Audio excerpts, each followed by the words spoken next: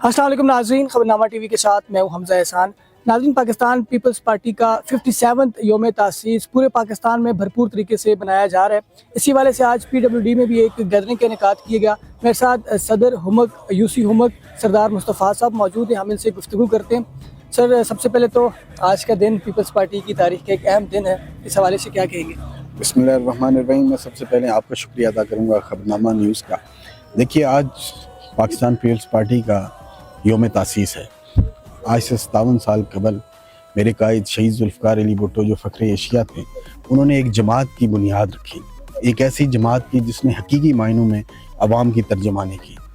پاکستان بنے 1947 میں پاکستان بنا تھا، اور 1973 تک نہ تو پاکستان کے پاس کوئی آئین تھا، نہ کوئی معاشی پالیسی تھی، نہ کوئی دفاعی پالیسی، کوئی معاملات نہیں تھے۔ میرے قائد نے اس نزاکت کو بھانپا اور انہوں نے پاکستان پیپلز پارٹی کی بنیاد رکھی اور غریب کے اوپر رکھی۔ روٹی، کپڑا اور مکان، طاقت کا سرچشمہ عوام، پسے ہوئے طبقات کو زبان دی، ان کو اٹھایا، اور کیا خوب اٹھایا کہ آج 57 سال گزرنے کے باوجود بھی میرے قائد شہید ذوالفقار علی بھٹو کا ڈنکا ہر جگہ پہ بجتا ہے۔ آپ یہ دیکھیں کہ پاکستان 1947 میں بنا، اس سے پہلے کئی طاقتیں جو تھی وہ دنیا کے اوپر رونما ہوئی تھی، تو پاکستان نے بنتے ہی تقریباً 30 سے 35 سال کے اندر دنیا میں ایٹمک پاور حاصل کر لی، اور یہ کریڈٹ بھی میرے قائد شہید ذوالفقار علی بھٹو کو جاتا ہے۔ اس کے بعد دیکھیے آپ نے کہ اسلامی سربراہان پوری دنیا کو یہاں بلا کے بٹھایا، اور خود چیئرمین منتخب ہوئے، وہ نامزد چیئرمین وہاں پہ منتخب ہوئے۔ انہوں نے پوری دنیا کے لیڈران نے ان کو منتخب کیا کہ آپ سے بہتر ہمارے پاس کوئی لیڈر نہیں ہے۔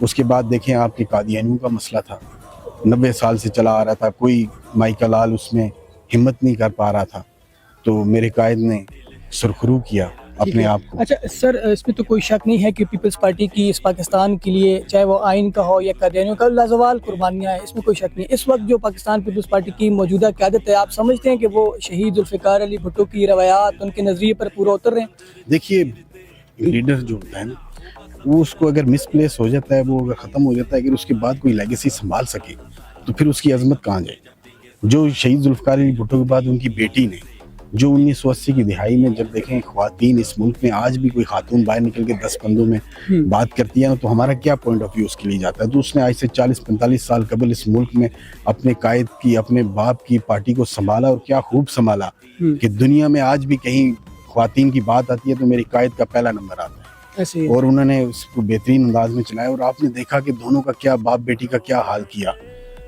اس کے بعد اگر وہ لیگیسی کوئی سنبھال سکے تو پھر ان کی جو قدر ہے وہ کیسے ہوگی۔ تو ابھی ان کا بیٹا آیا ہوا ہے، ہمیں اس سے بڑی امیدیں ہیں، اور بڑا ٹیلنٹڈ نوجوان ہے۔ انشاءاللہ ہمیں امید ہے وہ کچھ نہ کچھ 4-5 سال کے بعد وہ ٹیک کر لے گا اور اپنے نانا اور اپنی ماں کے نقش قدم پہ چلے گا۔ ایک طرف پیپلز پارٹی پاکستان بھر میں اپنی یوم تاسیس منا رہی ہے، دوسری طرف خیبر پختونخوا نے 3 روزہ سوگ کا اعلان کیا، اور پاکستان کے مختلف اضلاع میں 26 نومبر کو جو ثانیہ ہوا، اس حوالے سے آپ کیا کہیں گے؟ کیونکہ پیپلز پارٹی اس وقت وفاقی حکومت کی اتحادی ہے۔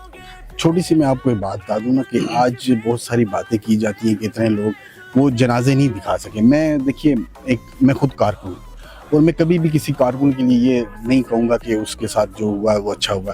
کارکنوں نے اپنا حق ادا کیا، وہ ہمیشہ کرتے ہیں بیچارے۔ یہ ایک واحد بدقسمت جماعت ہے جو اپنے ٹارگٹ پہ پہنچ کے وہ منتشر ہو جاتی ہے، کیونکہ آگے لیڈرشپ۔ دیکھیے، میں آپ کو بتاؤں، آپ نے تاریخ نہیں پڑھی، 1984 میں MRD کی تحریک تھی، تو پیپلز پارٹی کے کارکن نکلے تو گن شپ ہیلی کاپٹر سے 5000 بندوں کو شہید کیا گیا، لیکن وہ تحریک جو رکی نہیں، اور اسی نے پھر دیکھیں آپ کامیاب ہو کے ضیاء کا تختہ الٹا۔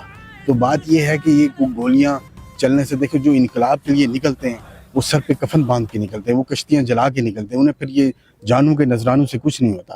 میں جو وہاں پہ حادثے ہوئے، جو لوگ شہید ہوئے، میں ان کے غم میں برابر کا شریک ہوں۔ میں اس کو کبھی بھی جسٹیفائی نہیں کروں گا، کبھی یہ نہیں کہوں گا کہ بہت اچھا ہوا ہے، وہ تو غلط ہے۔ وہ کارکن بیچارے مارے گئے، لیڈرشپ ساری غائب ہو گئی، وہ بھاگ گئے وہاں سے۔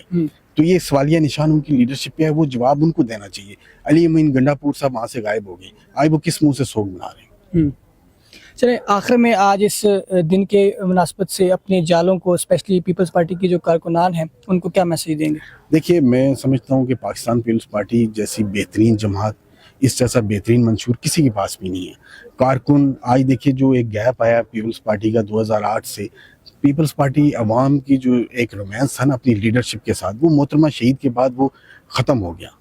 دیکھیے یہ وہ واحد جماعت تھی جس نے ڈرائنگ روم سے سیاست کو نکال کے عوام میں لایا, اور واپس جو آپ پسے ہوئے طبقات تھے, ریڑھی باندھ تھے, موچی تھے, جلائے تھے, وہ ان کو اٹھا کے اسمبلیوں میں بھیجا. لیکن کیا ہوا کہ واپس جو ایک گیپ آیا محترمہ شہید ہونے کے بعد, تو وہ جو کارکن کا ایک رومانس تھا اپنی لیڈرشپ کے ساتھ وہ ختم ہوتا گیا. اس کی وجہ سے کارکن تھوڑے مایوس ہوئے. لیکن مجھے امید ہے کہ یہ وہی واحد جماعت ہے جس کا آج بھی منشور روٹی کپڑا اور مکان اور طاقت کا سرچشمہ عوام پہ ہے, کسی اور جماعت کا نہیں ہے.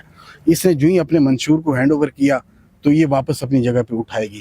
اس کے لیے ہمیں انتظار کرنا پڑتا ہے. دیکھیے لوگ 40-50 سال انتظار کرتے ہیں, ایک خاندان پہ بھی برا وقت آتا ہے, تو کیا لوگ خاندان چھوڑ دیں؟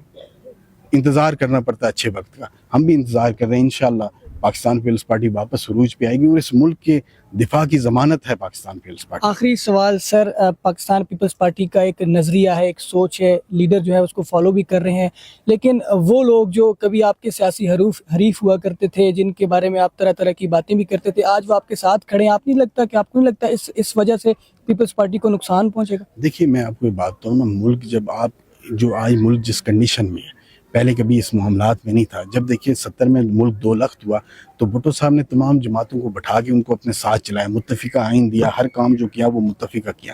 آج بھی پاکستان اسی کنڈیشن کے اوپر ہے. آج بھی اسی لیے ان کو وہ ملک کو چلانے کے لیے ہمیں کمپرومائز کرنا پڑتا ہے. آپ دیکھیے کسی بھی جماعت نے اتنی اکثریت لی ہی نہیں ہے. اب اگر ہم بھی ایک دوسرے کے اوپر تنقید شروع کر دیں اپنے ذاتی مفادات کے لیے, تو یہ ملک کہاں جائے گا؟ پہلے ہمیں اپنے ملک کو دیکھنا ہے. ٹھیک ہے, بہت شکریہ صدر یوسی محمد سردار مصطفیٰ صاحب کی گفتگو آپ نے سنی. اب سے کچھ دیر بعد باقاعدہ طور پر تقریب کا انعقاد کیا جائے گا, اس سے بھی ہم آپ کو آگاہ کریں گے. ہمارے ساتھ رہیے.